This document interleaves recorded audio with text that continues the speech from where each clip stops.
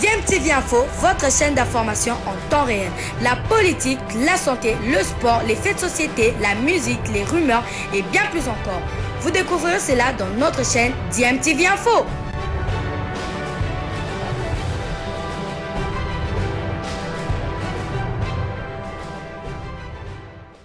Vous êtes sur DMTV, bonjour ou bonsoir, tout dépend de l'heure à laquelle vous nous suivez. Tout plaisir est pour nous de vous retrouver, mais surtout de savoir que vous êtes nombreux en train de suivre votre chaîne YouTube DMTV. DMTV qui vous propose l'actualité, vous propose également des analyses et des réflexions sur des sujets d'actualité, sur des faits sociaux ou tout simplement sur des réalités que nous observons ici chez nous en République démocratique du Congo. L'actualité, c'est les éliminatoires de la Coupe du Monde Qatar 2022 qui reprennent ses droits en tout cas d'ici quelques jours avec la 3e et 4e journée. La République démocratique du Congo engagée dans ces éliminatoires dans le groupe J aux côtés de la Tanzanie, du Madagascar ainsi que du Bénin va donc affronter le Bénin lors de la 3e journée le 6 octobre prochain, mais ça a été repoussé au 7 octobre à la demande de la République démocratique du Congo acceptée par la fédération malgache bien évidemment, et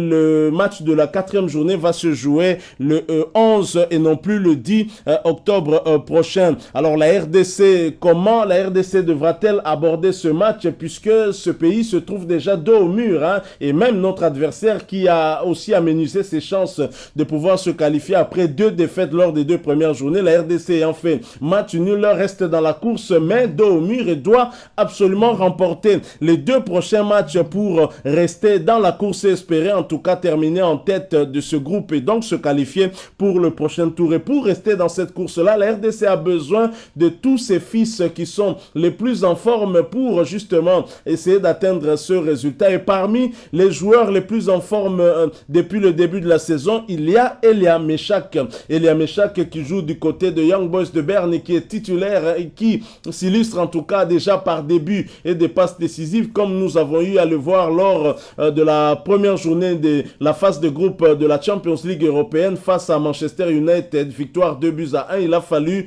que Elia Meshak sonne la révolte pour que Young Boys puisse égaliser grâce au Camerounais Ngamaleu. Le Camerounais Ngamaleu que Elia Meshak d'ailleurs avait affronté en 2016 lors du championnat d'Afrique qui avait vu la RDC gagner.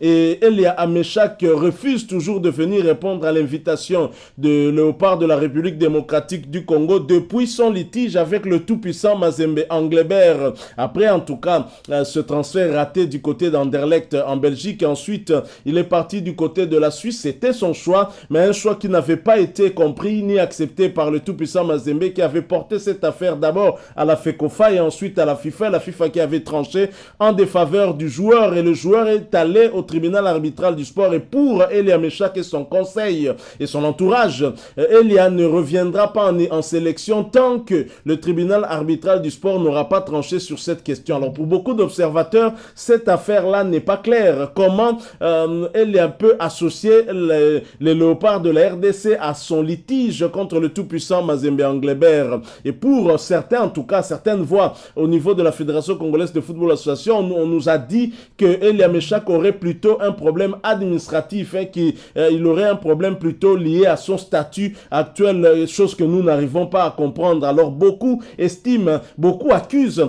le président Moïse Katumbi d'être à la base justement de cette situation qui empêche le joueur de pouvoir venir ici. Mais Moïse Katumbi a donné son avis, a répondu à ceux qui pensent ainsi au travers Kabulo Mona Kabulo qui avait eu en tout cas à l'interroger. Kabulo nous restitue ce qu'avait dit notamment Moïse Katumbi, les dirigeants de Mazembe Anglebert. Je vous propose donc de l'écouter et de suivre aussi cette analyse en rapport avec l'absence de ce joueur majeur de Elia Meshak, le joueur le Congolais le plus en forme actuellement. Et ensuite nous allons nous retrouver pour conclure ce sujet. Je vous rappelle que vous êtes en train de suivre DMTV. Si vous êtes nouveau ou ancien que vous n'êtes pas encore abonné, eh bien n'hésitez pas, abonnez-vous et n'oubliez pas d'activer la notification en cliquant tout simplement sur cette petite cloche que vous verrez apparaître dès que vous serez abonné, parce qu'elle va vous permettre de ne plus rien manquer des prochaines vidéos que nous allons vous proposer. Suivons, nous nous retrouvons tout de suite après. On a vu cette équipe qui a joué contre la Tanzanie. On peut bien la garder, apporter quelques modifications au lieu d'appeler 53, voir où peut-être ça n'a pas marché, comme le chef français. C'est ce que j'ai dit. Donc, il serait mieux qu'arriver à capitaliser parce que tout n'a pas été négatif. On a eu aussi quelque chose de bon dans le deux rencontres. Il faut capitaliser. Comme on a dit que si nous sommes sur le terrain africain, il y a des réalités. Il faut une certaine agressivité. On a senti les deux. Donc, le but qu'on a encaissé, c'est beaucoup trop d'espace au niveau de la défense. Au lieu de défendre en avançant, au lieu de resserrer les lignes, c'est beaucoup plus. On a senti que les Tanzaniens ont beaucoup plus recherché des solutions dans l'axe. Il fallait jouer, donc chercher d'abord à bloquer, ne pas permettre à ceux qu'ils puissent avoir beaucoup plus de facilité. Et c'est là, avec des joueurs évoluants, d'abord sur le plan africain, qu'on soit dans ce contexte, et ils pouvaient arriver à donc amener cette grinta. On avait cette lourdeur-là au niveau de l'axe entre Tisson et le Indama, donc ils avaient difficile à jouer cette complémentarité dans le resserrement des lignes et aussi beaucoup plus la réduction des espaces en tant que technique défensive. Je crois que tout ça, c'est au niveau de la communication, c'est au niveau aussi des stratégies sur le plan de travail qu'ils mériteraient d'être corrigés. Comme on a dit, on a eu le Chan qui s'est joué, on a eu l'axe central qui a joué lors des Chan, Ndumba de Lupopo, Inonga Baka, ils ont prouvé une certaine maturité. Pourquoi ne pas leur donner cette chance d'arriver aussi à intégrer le groupe pour qu'ils arrivent à élever aussi le niveau? Je crois que ce sont des nations, ce sont les footballs qui sont en train de contrôler tout le jour, parce qu'Inonga aujourd'hui est dans le championnat tanzanien et Ndomba a repris le championnat avec la Linafoot. Je crois que ce sont des choses que nous devons arriver à capitaliser. Les directeurs, si on veut se projeter dans l'histoire, parce que l'histoire nous permet toujours de bâtir un avenir. Ouais. On avait toujours des bons défenseurs qui venaient à l'Est, particulièrement dans le championnat de Lubashi et à le championnat de Mbujimai, parce que là, ces jeux évoluent en altitude. Comme nous disons que nous savons que nous allons jouer contre le Madagascar, c'est un football qui va nous opposer parce que là, on ira jouer dans un pays qui est en altitude et qui joue avec la faveur du vent. Tout ça, ce sont des techniques, ce sont des choses qu'on doit mettre à la disposition pour arriver à bâtir une équipe de joueurs qui ont ce profil-là. Vous ne pouvez pas aller jouer contre les Kenyans et faire la préparation à Kinshasa. Vous aurez des problèmes parce que vous avez des joueurs sur le plan physiologique qui auront un problème d'adaptation. Si vous voulez jouer contre les Kenyans, vous pouvez vous préparer à Goma.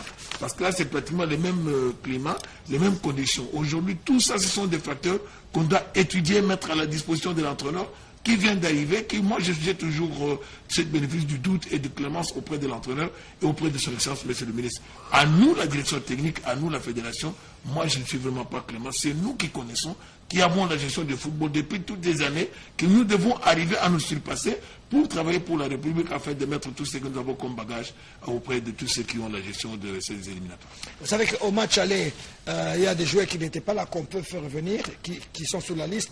Nechak, qui a fait un très bon match, tous les Congolais ont regardé, n'est-ce pas, contre Manchester United, son équipe de Young African, Young Boys, par exemple, pas Young African, c'est en Tanzanie, mais Young Boys de Suisse, ils ont gagné, mais il faut les convaincre, ils savent qu'il a des problèmes administratifs au niveau de la FECOFA avec Mazembe. En tout cas, le président de Mazembe nous a rassuré qu'il n'y a aucun problème avec Mazembe, qu'il peut revenir à Lubumbashi quand il veut.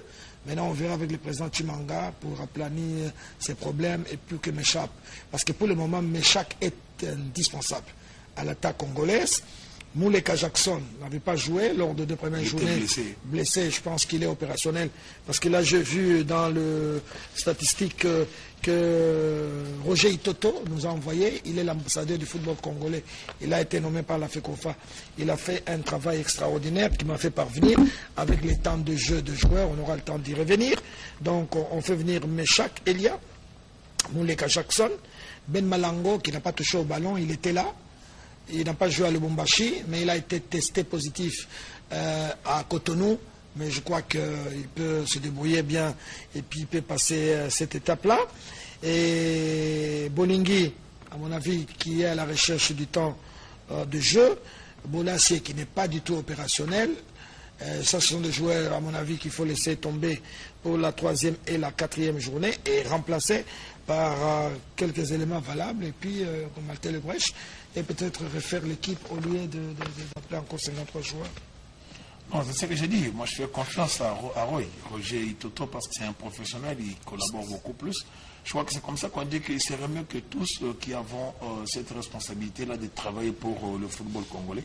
Il faut qu'on arrive à aider le nouveau staff afin qu'on puisse donner beaucoup plus de la matière pour que la RDC et l'équipe nationale, on ne puisse pas tâtonner. Parce que là, 53 joueurs avec quels moyens, avec quel temps que l'entraîneur aura pour tester tous ces jours. Je crois qu'il faut qu'on fasse vraiment le toilettage afin qu'on puisse appeler ceux qui peuvent être utiles. Parce qu'il faut maintenant appeler les kamikazes. Parce que nous sommes dans l'opération Sauvons les Congo. Parce que le match de Madagascar, c'est le match qui pourra déterminer si réellement la République pourra continuer à mettre les moyens, ou soit on s'arrête, on rentre pour accepter de repartir pour la préparation pour l'avenir. Parce que nous ne pouvons pas accepter qu'on est en train de demander une chose et nous faisons son contraire. Si nous sollicitons que l'État continue à mettre les moyens, mettons du sérieux, donc arrivons à faire connaître tous les brèches, faire un travail professionnel comme les Camerounais le font chaque fois quand on sent que la nation est en péril. Moi aujourd'hui, je sollicite beaucoup plus que notre aîné, qui a la responsabilité aujourd'hui d'être auprès de l'équipe nationale, Santos Moutoubilé. Il a la facilité de réunir tout le monde. Il peut appeler le Sadissou, c'est son ancien entraîneur, il peut appeler le Moukeba, il peut appeler le Fouti, il peut appeler le Roger Itoto, on peut faire appel à Moukanya Jean-Claude, on peut faire appel à Otis Ngoma, on peut faire appel à tout ce monde-là. On se met autour d'une table, on parle de football, on parle intérêt du Congo, auprès du président Chimanga. Tout ce qu'on aura à ressortir, on appelle aussi les dirigeants. Vous ne pouvez pas parler aujourd'hui de football sans associer tous ces dirigeants qui mettent leurs moyens. Parce qu'ils ont aussi à dire. Après, et les entraîneurs, et aussi les dirigeants, ensemble, nous voyons son excellence, monsieur le ministre, parce que lui, il ne fait qu'appliquer la politique pour accompagner. On va avec toutes ces propositions, et ensemble, aujourd'hui, si les techniciens, les dirigeants, les footballeurs, les anciens footballeurs et aussi les administratifs, nous parlons le même langage, nous allons vers le ministre. Moi, je ne pense pas par où passera le Madagascar. Je ne vois pas. Madagascar qu'il faut battre en aller-retour. Donc, les 7, c'était les 6. La fédération a sollicité la compréhension de la fédération de Madagascar qui a accepté que les matchs se jouent les 7.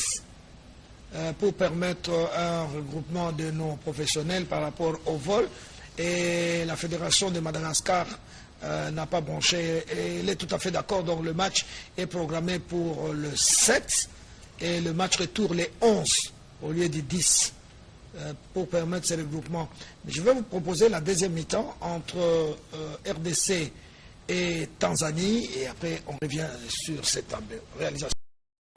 Voilà, nous sommes de retour. Vous venez de suivre Kabulo Mwana Kabulo qui précise que le tout-puissant Mazembe n'a pas de problème avec Elia Meshak. Moi, j'ai quand même du mal à croire cela puisque le tout-puissant Mazembe a bien un litige avec le joueur et que cette affaire est encore pendante au niveau du tribunal arbitral du sport en Suisse, justement. Alors, il y a un problème. Dire qu'il n'y a pas de problème, moi, je n'arrive pas à le croire. Et le signal que Moïse Katumbi avait donné dernièrement, en tout cas au public sportif, n'était pas un bon signal. Nous avons vu 4 anciens joueurs du tout-puissant Mazembe sélectionnés par Hector Hall Cooper pour la première et la deuxième journée de ces éliminatoires Qatar 2022. Et pour le match de la première journée à Lubumbashi, il y avait Ben Malango Ngita, il y avait Dieu merci Mbokani Bezwa, il y avait Jonathan Bolingi Mpangi, il y avait Christian Luinda, mais Moïse Katumbi n'avait reçu que 3 sur les 4 joueurs. On sait bien que Ben Malango se retrouve dans la même situation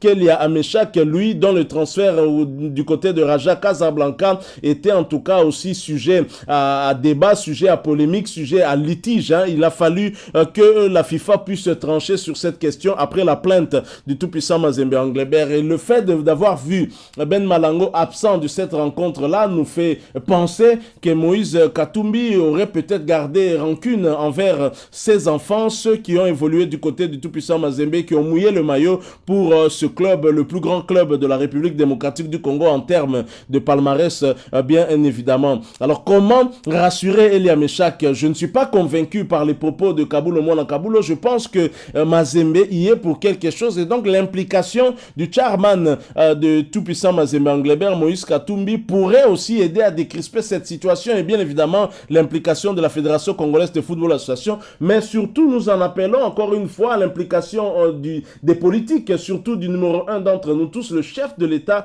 Félix Antoine Tshisekedi. Je me demande s'il a conscience de cette affaire. Est-ce qu'il sait que les léopards vont dans cette bataille-là amoindris? Parce que le meilleur attaquant congolais actuellement, le meilleur ailier en tout cas, c'est Elia Meshak. Il est absent. On a besoin de lui, surtout que maintenant nous sommes dos au mur. En tous les cas, les paroles peuvent sortir de la bouche sans que le cœur n'ait en tout cas cas ne pensent la même chose, ne disent la même chose. C'est en tout cas l'impression que nous avons au regard de cette situation de Elia Amecha que nous voulons absolument voir revenir. C'est un joueur actuellement qui est incontournable. Nous avons des difficultés et par rapport même au système de jeu d'Hector Hall Cooper, je pense qu'un joueur comme Elia Amecha, s'il avait été présent lors du match contre la Tanzanie ou le Bénin, je suis sûr, c'est vrai qu'on a toujours dit en Lingala, balle est tangaté, le football n'a pas étudié, mais je suis sûr quand même que